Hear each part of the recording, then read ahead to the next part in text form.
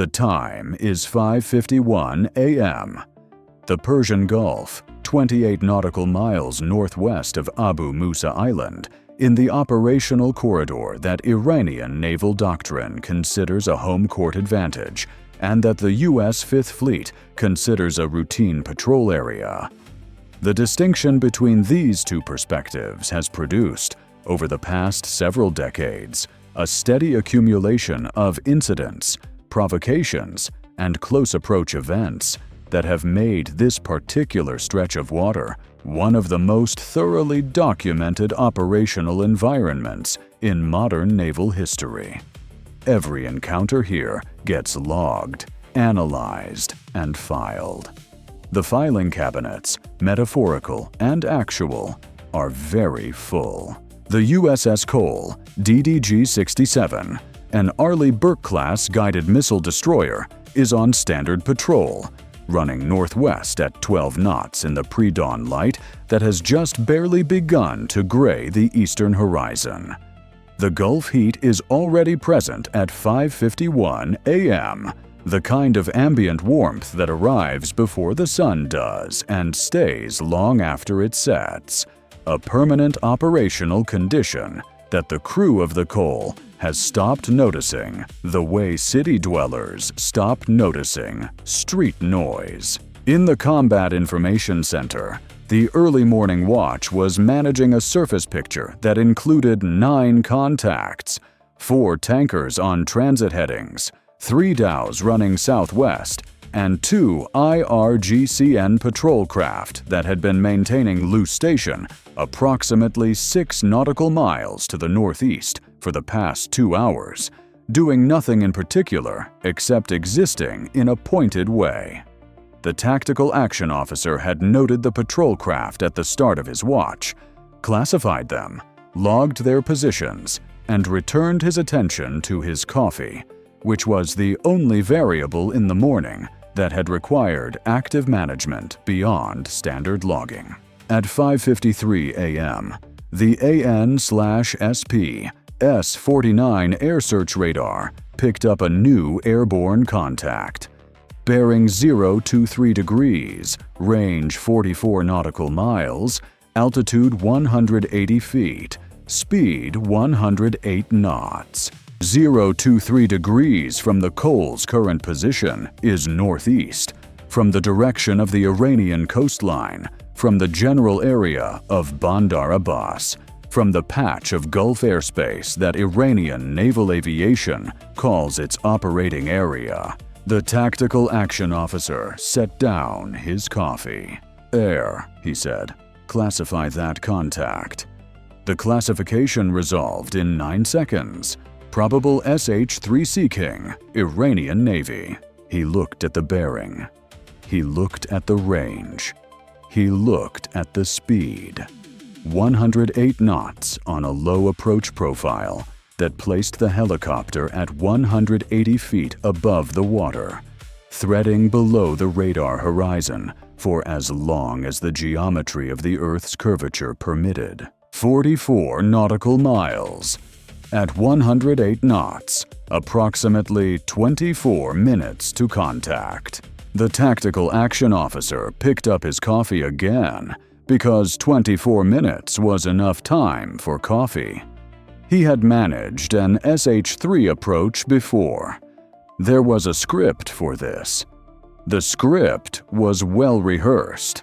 What happened 31 seconds later was not in the script. At 5:53 a.m. and 31 seconds, the SPS-67 surface search radar flagged 3 new contacts. All 3 were bearing 035 degrees, northeast, similar bearing to the helicopter, but slightly different from the direction of Abu Musa Island's northern approach. All 3 were making speeds between 36 and 41 knots. All 3 had radar cross-sections consistent with fast attack craft. Their courses, extrapolated forward, converged on the Cole's projected position in approximately 17 minutes, 3 fast attack craft from the surface. one helicopter from the air, converging from similar but not identical bearings, arriving within minutes of each other from different altitude domains simultaneously. The tactical action officer looked at the air contact. He looked at the 3 surface contacts. He looked at the geometry of the combined picture, which had gone from SH-3 approach, managed procedure, to something that required a different cognitive framework in the space of 31 seconds. The coffee went back down. This time, it stayed down. OOD, he said, with the careful precision of someone who is reformatting their situational awareness in real time. I have 4 contacts. 1 airborne SH-3 bearing 023, 44 miles. 3 surface fast attack bearing 035, closing at 38 knots. I need the XO in CIC. Now, this needs honest examination because the combined picture warranted it. The SH-3 Sea King as a solo contact is a manageable problem. It is an aging helicopter flying a harassment approach. Its threat to a guided missile destroyer in isolation is modest. The Cole's combat system had, within the first 9 seconds of detection, already calculated 2 engagement solutions against it. The 3 fast attack craft as solo contacts are a manageable problem. Fast attack craft in the Gulf run harassment profiles with regularity. The Cole had managed them before. 3 Peykaap class boats at 38 knots in the Persian Gulf is a Tuesday. The SH-3 and the 3 fast attack craft arriving within minutes of each other from complementary vectors was a different problem category. Not because the combined threat was unmanageable, it was manageable, but because coordinated multi-domain harassment is a different tactical problem than single-domain harassment, and different problem category in a contested operational environment requires more simultaneous cognitive attention than either problem would require in isolation. Add to this, the Cole's helicopter detachment was in a scheduled maintenance window. The SH-60B on the aft flight deck had its cowlings open at 5:51 a.m., engine access panels removed for a routine inspection that had been ongoing since 4:30 a.m. and was estimated to complete at approximately 7:15 a.m. The helicopter was not flyable. The airborne asset that would normally provide overhead coverage of fast attack craft for a surface engagement was unavailable. The Cole was managing a combined air-surface approach with no organic rotary-wing support in pre-dawn light, with a surface picture that was about to get considerably more complex. This was not a crisis. The Cole had sensors, weapons, and crew for exactly this situation. But it was a genuine constraint, and it had arrived at a moment when the operational picture had gone from routine to multi-threaded in 31 seconds. The executive officer arrived in CIC at 5:54 a.m., took in the picture, and said nothing for 4 seconds. The 4 seconds were the professional silence of a senior officer processing a tactical situation that has more moving parts than expected. "When did this develop?" he asked. 60 seconds ago, the tactical action officer said.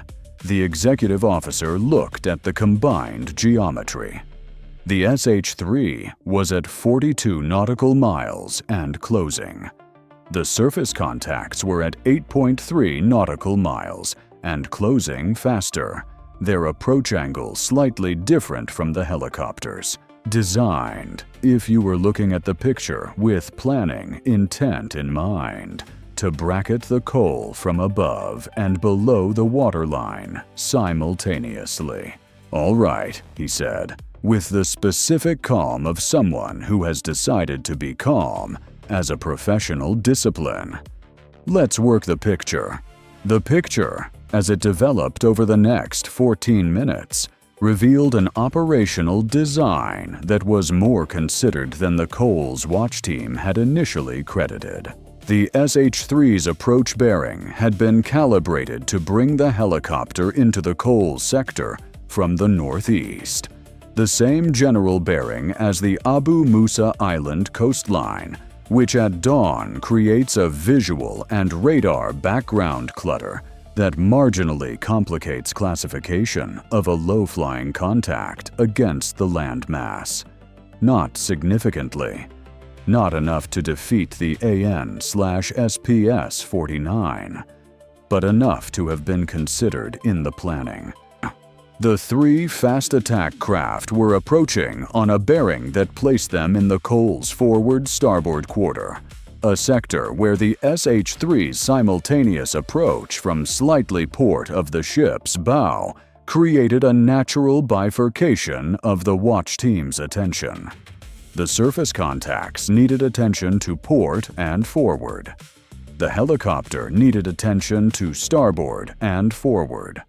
The geometry had been designed to split the Cole's response to require simultaneous management of two distinct threat vectors from different domains to impose cognitive load through simultaneous complexity rather than through the capability of any single element. It was, as IRGCN operational planning goes, genuinely creative.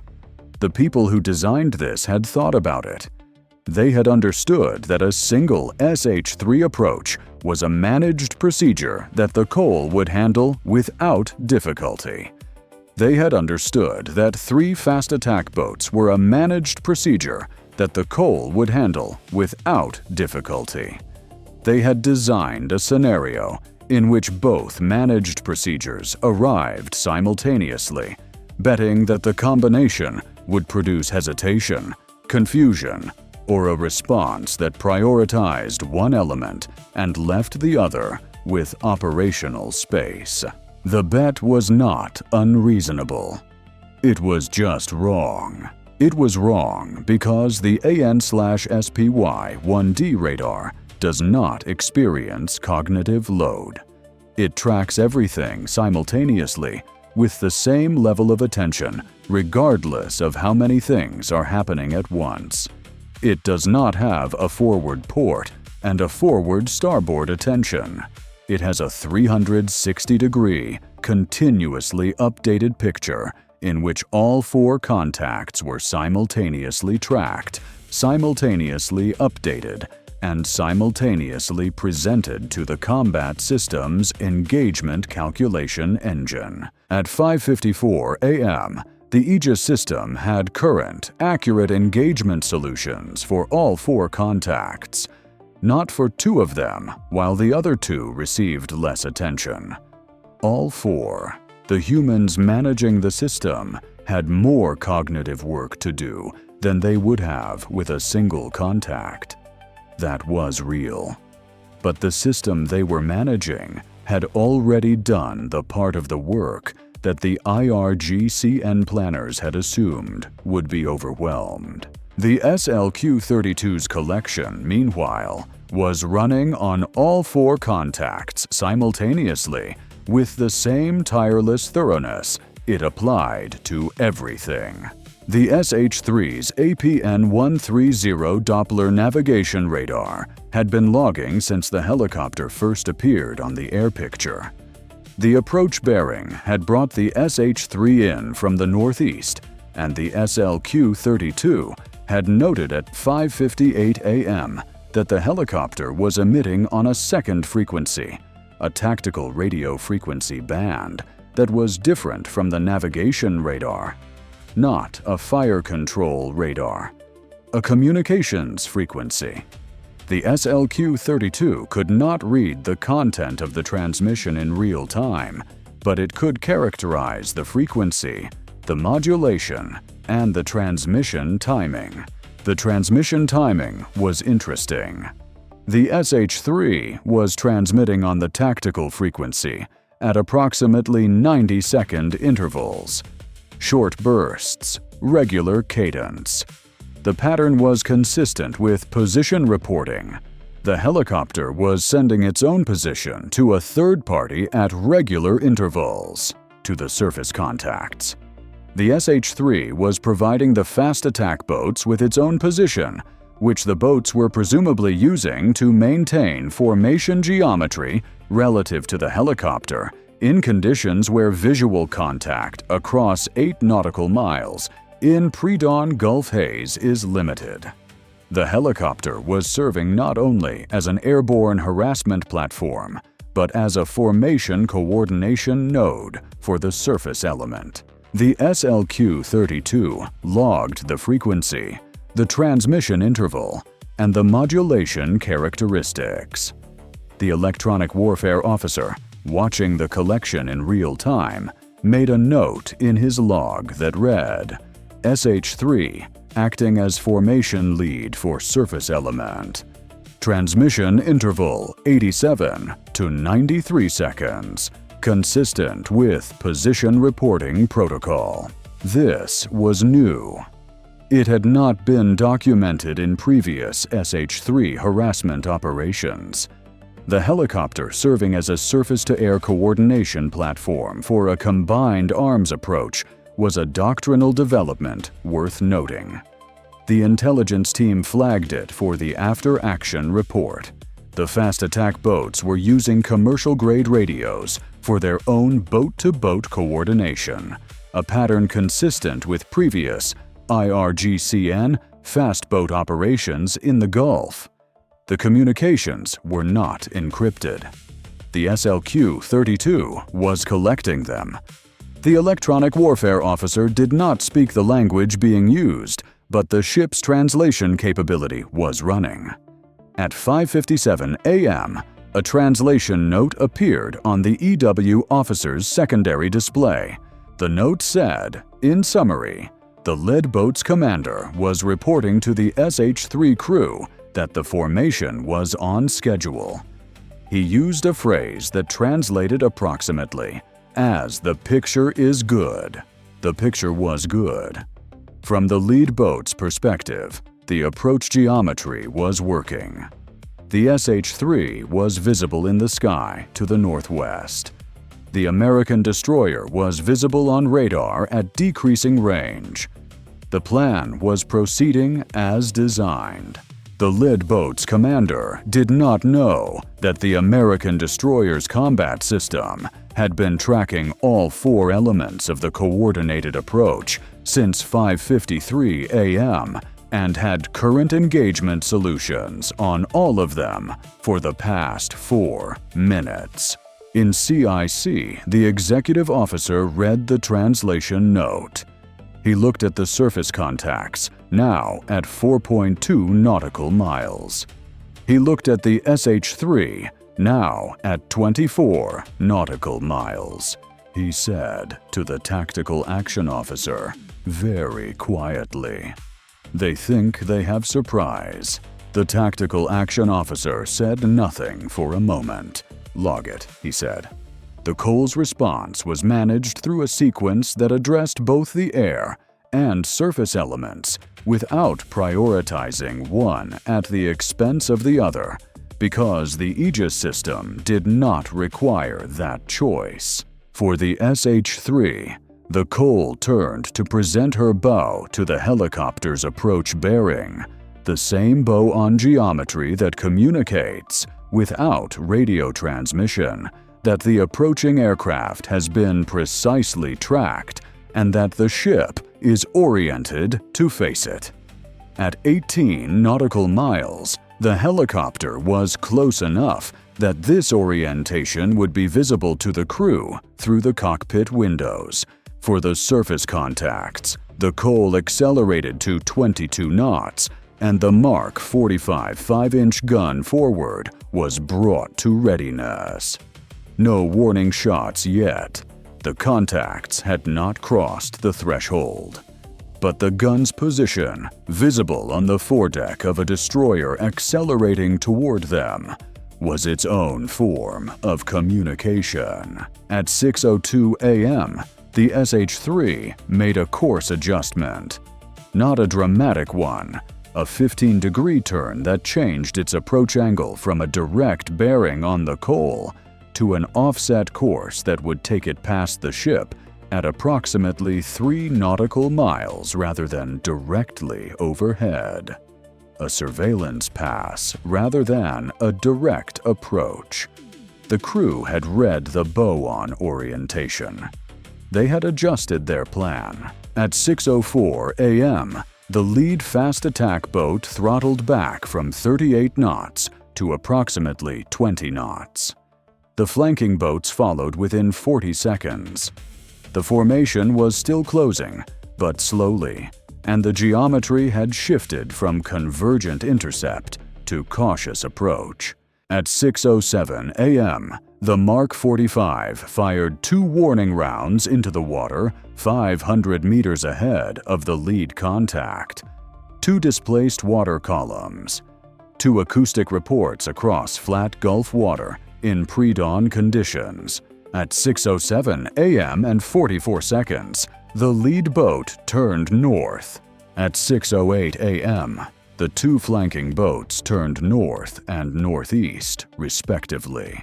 At 6:09 a.m., the SH-3 completed its offset pass at 3 nautical miles, close enough to be clearly visible, close enough for whatever camera it was carrying to document the Cole, not close enough to constitute an aggressive close approach under any definition the IRGCN wanted to test, and turned northeast toward Bandar Abbas.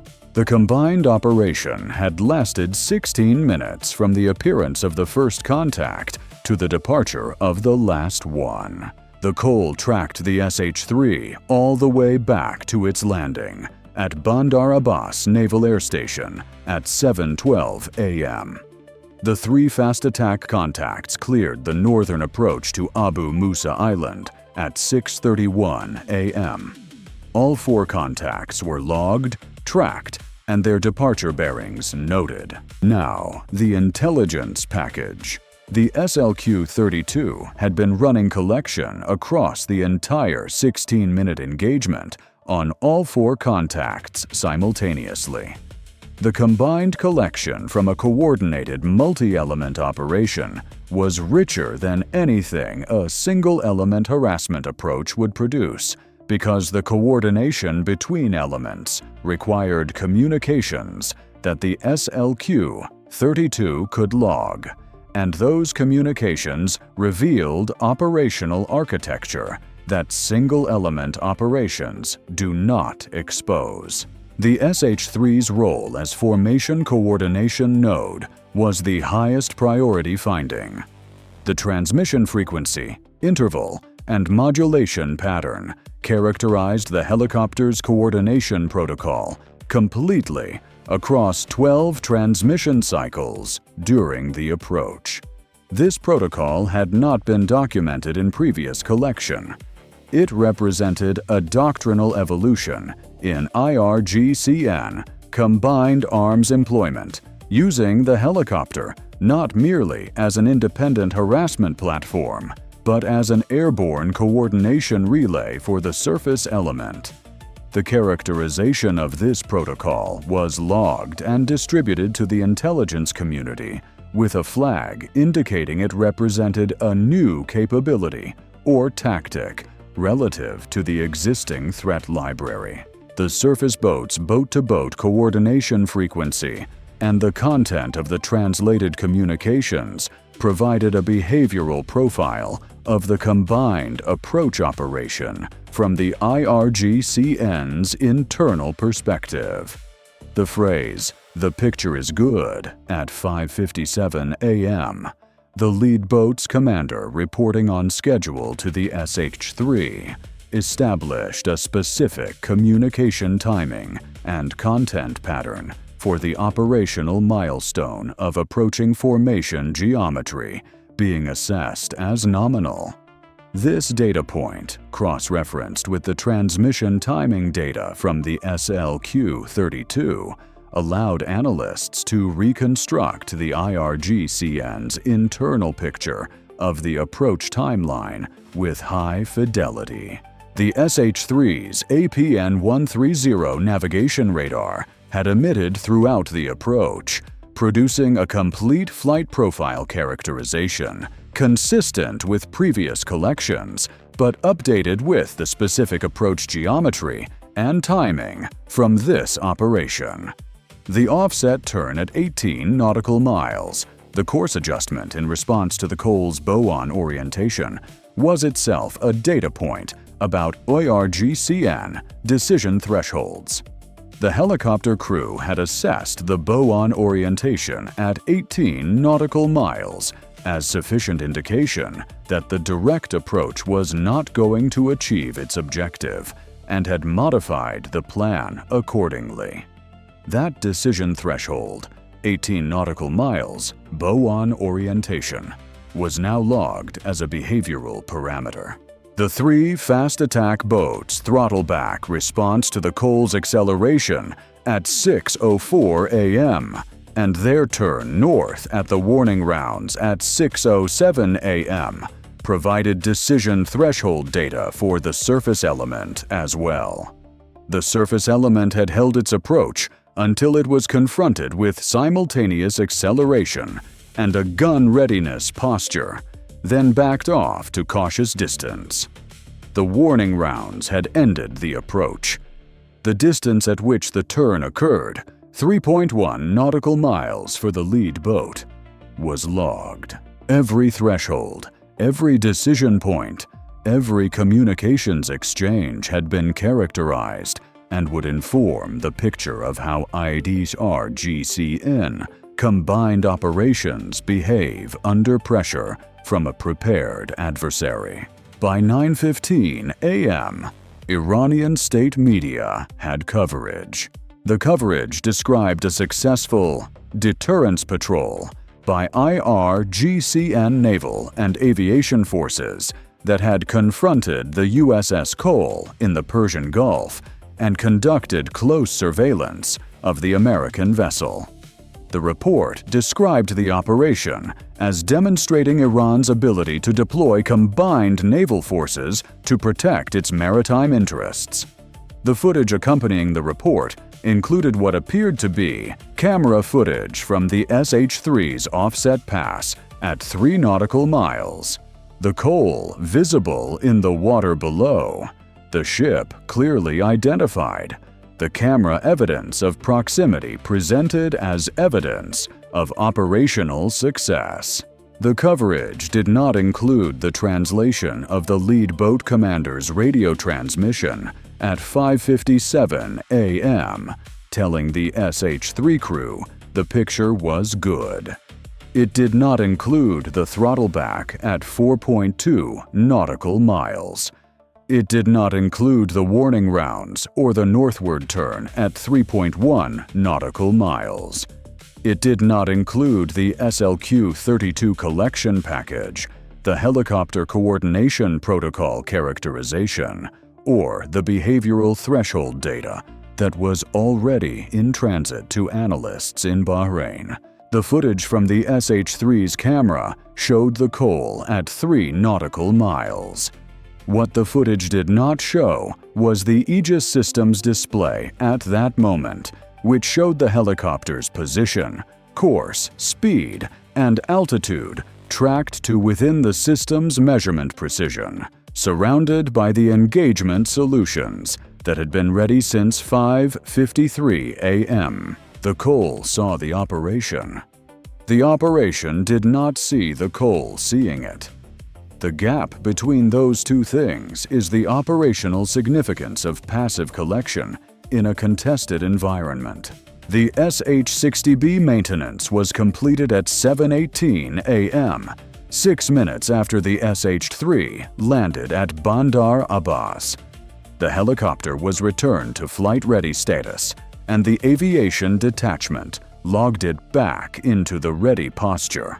The maintenance window that had briefly removed organic rotary-wing coverage was closed before the morning watch ended.